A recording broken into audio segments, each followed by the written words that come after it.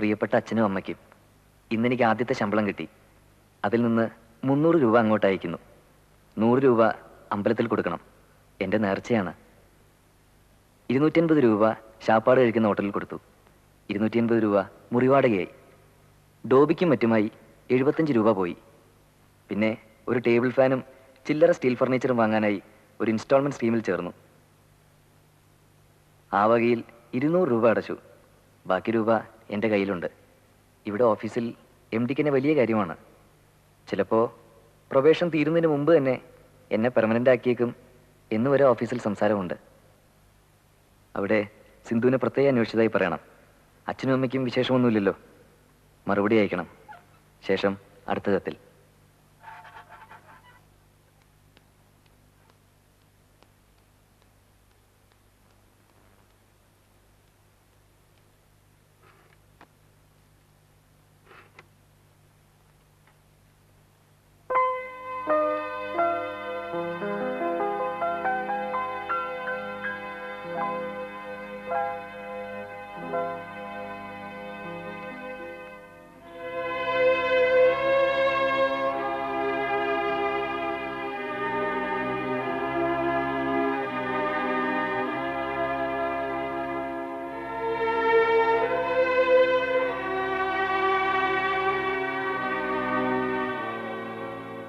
കണ്ടിട്ട് attendance sign ചെയ്താൽ മതിയെന്ന് പറഞ്ഞു.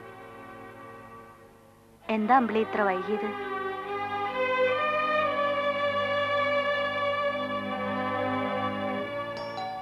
Come in.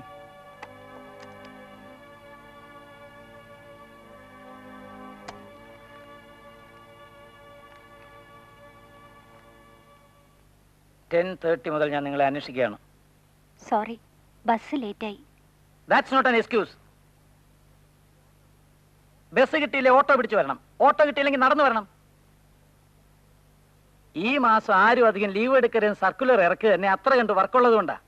അത് മനസ്സിലാക്കാതെ വൈകി ഓഫീസിലെത്തുന്നവരെ എനിക്ക് ടോളറേറ്റ് ചെയ്യാൻ പറ്റില്ല. I don't need such people. ജോലി ചെയ്യാൻ താല്പര്യമില്ലെങ്കിൽ ഒരു കഷ്ണം കടലാസിൽ അക്കാര്യം എഴുതി തന്നിട്ട് സ്ഥലം വിട്ടേര്. I'm sorry sir. Don't try to repeat it. ഇല്ല സർ. പോയിക്കോളൂ.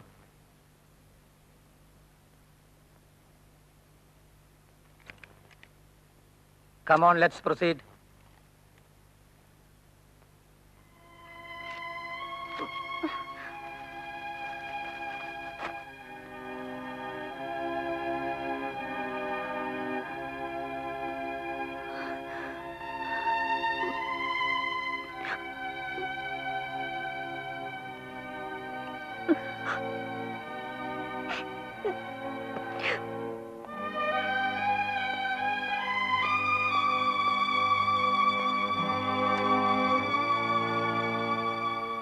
സ്വീറ്റ് ഹാർട്ട് കരഞ്ഞോണ്ട് പുറത്തേക്ക് പോണത് കണ്ടു. സ്ഥലം വിട്ടിരിക്കില്ല, ബാഗ് അവിടെ ഇരിപ്പുണ്ട്.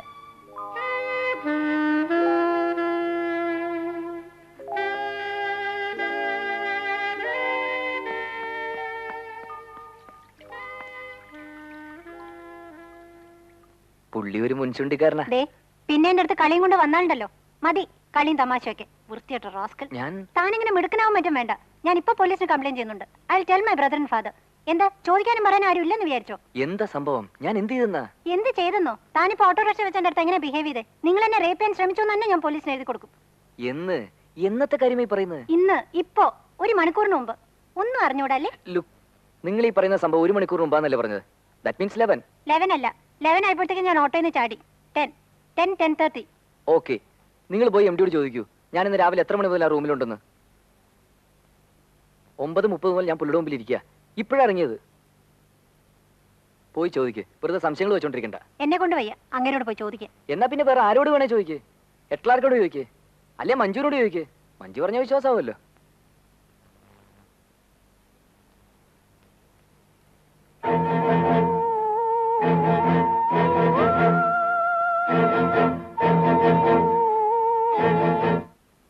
ഞാൻ വരുമ്പോ 9:30. അപ്പൊ വിശ്വനാഥൻ സീറ്റിലുണ്ട്. അതിനു മുമ്പേ വന്നു. ഞാനൊരു 9:15 എത്തുമ്പോഴേ അയാൾ ഇവിടെ ഉണ്ട്. എന്താ അമ്പിളി?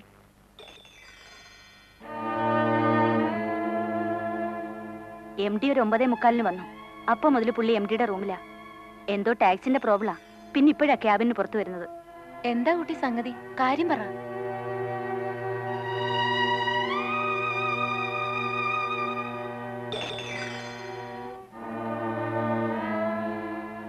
ആണോ? അല്ല, ആ കൈയുടെ റിസ്റ്റ് ഞാൻ കടിച്ചു മുറിച്ചതാ. മുറിഞ്ഞ് ചോര വരുന്നത് ഞാൻ കണ്ടതാ. അത് ഞാനല്ല. പിന്നെ ഉത്തമൻ, സുഗുൺ കുമാർ, ജോസഫ്, സന്തോഷ്, സുബ്രഹ്മണ്യം, ലത്തീഫ്, എന്നെ പോലിരിക്കുന്ന വേറൊരുത്തൻ. എനിക്കാളെ മനസ്സിലായി. അത് പിന്നെ പറയാം. ഇന്നെന്താ ഉണ്ടായത്? 9:15 ഞാൻ ബസ് സ്റ്റോപ്പിൽ വന്നു. 9:30 മുമ്പ് നിങ്ങൾ അവിടെ വന്നു. ഞാനല്ല, അവൻ. അതെ, അവൻ വന്നു. നമ്മൾ തമ്മിൽ സംസാരിച്ചു. അമ്പിളി അങ്ങോട്ട് കയറി സംസാരിച്ചാണോ? അതെ, നിങ്ങൾ എന്നെ കണ്ടില്ല. ഞാനല്ല. സോറി, അവൻ. 9:30 ബസ് നിർത്താതെ പോയി. അന്നേരം അവൻ പറഞ്ഞു ഓട്ടോ എടുക്കാമെന്ന്. ഓട്ടോയുടെ കൂലി ഷെയർ ചെയ്യാന്ന് പറഞ്ഞുകൊണ്ട് ഞാനും കൂടെ കയറി. ഡ്രൈവർക്ക് വഴി മാറി മാറി പറഞ്ഞു കൊടുത്തപ്പോഴാണ് എനിക്ക് ഉദ്ദേശം മനസ്സിലായത്. ഡ്രൈവർ അവൻ്റെ കൂട്ടത്തിലുള്ളതായിരുന്നു. ഞാൻ നിർത്താൻ പറഞ്ഞിട്ട് നിർത്തിയില്ല. ചാടാൻ നോക്കിയിട്ട് അത് സമ്മതിച്ചില്ല. പിടിയും വലിയായി. ഫിസിക്കലായിട്ട് ഓവർകം ചെയ്യാനുള്ള ഡർട്ടി ശ്രമങ്ങൾ. ഒടുവിൽ ഒരു ലോറി കുറുകെ വന്ന് ചാടി ഓട്ടോയുടെ സ്പീഡ് കുറഞ്ഞപ്പോൾ ഞാനൊരു വിധത്തിൽ പറിച്ചു ചാടി. ആള് കൂടാൻ തുടങ്ങുന്നു തോന്നിയിട്ടായിരിക്കും അവ സ്ഥലം വിട്ടു. ഞാൻ പിന്നെ അവിടുന്ന് വേറെ വണ്ടി പിടിച്ച്. അമ്പിളി അവനെങ്ങനെ അഡ്രസ് ചെയ്ത്? പേര് വിളിച്ച്. എങ്ങനെ? വിശ്വനാഥൻ എന്ന് പറയുമ്പോ അവന് മനസ്സിലായിരിക്കുന്നു അവനെ പോലെ ഒരു വിശ്വനാഥനുണ്ടെന്ന്. എന്റെ പേരും അവനെ മിസ്യൂസ് ചെയ്യാൻ തുടങ്ങും. അതെ. Now you have to be doubly careful. എന്തായിരുന്നു വേഷം? അത് ചോദിച്ചോ? ചോദിച്ചു. ബ്ലാക്ക് ഷർട്ടും ജീൻസും. ബ്ലാക്ക് ഷർട്ടും ജീൻസും. അവനെ മിക്കവരും ഇതുമാതിരി കടും നിറത്തിലുള്ള വേഷങ്ങളിലാണ് കണ്ടിട്ടുള്ളത്. Either black or red or brown. ആ, വന്നു വീഴും. ഏതായാലും ആ പെണ്ണിന് നിന്നോടുള്ള ആറ്റിറ്റ്യൂഡിൽ എങ്ങനെ വ്യത്യാസം വന്നിട്ടുണ്ടോ? സഹതാപം കൂടിയിട്ടുണ്ട് എന്റെ പ്ലൈറ്റ് കേട്ടിട്ട്. ഈ സഹതാപം കൂടുക എന്ന് പറയുന്നത് തന്നെയാണ് അനുരാഗം കൂടുക എന്ന് പറയുന്നത്. ഷേ, പാവം കുട്ടി. ഏ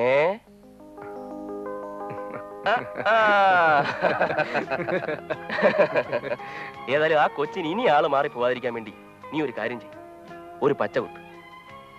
അതും അവളെ മാത്രം കാണിച്ചു കൊടുക്കാൻ പാകത്തിൽ ആരും കാണാത്ത എവിടെയെങ്കിലും കാച്ച്.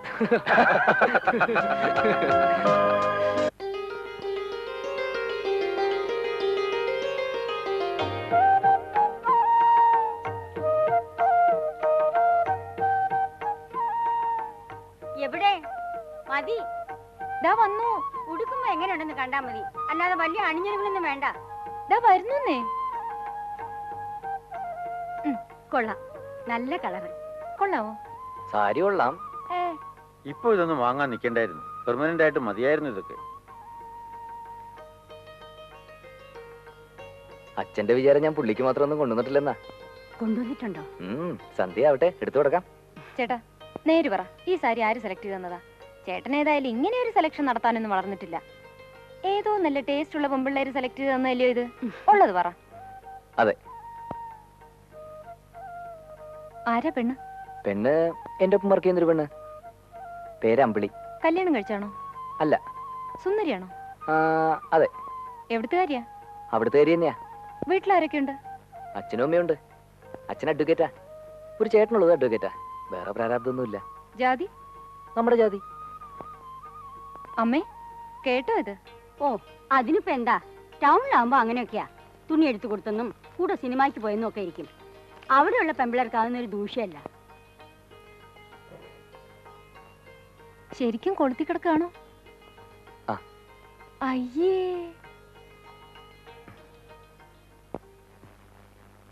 പയ്യൻ നല്ലതാ, എഞ്ചിനീയറുവാ.